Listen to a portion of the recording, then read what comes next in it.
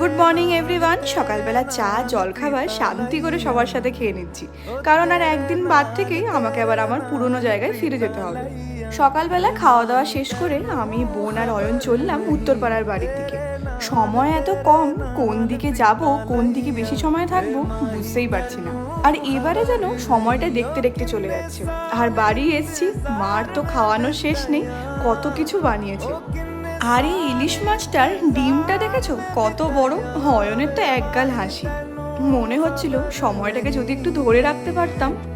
একদিকে ভালো এরকম ভিডিওগুলো করি বলেই পরে গিয়ে নিজের দেখেই ভালো লাগে। জামাই এসছে সন্ধেবেলা, সেই জামাই আদরও তো করতে হবে, ওই জন্য আবার এগরোলও আনা হয়েছে। কতদিন পরে ভালো এগরোল খেলাম। আর এদিকে প্রচুর জিনিসপত্র, বারাসাত থেকে আমাকে কত তালের বড়া দিয়েছে দেখো। কাল সকালের আমার ফ্লাইট, এখন গোছগাছ করে ডিনার সেরে দিনটা শেষ করলাম।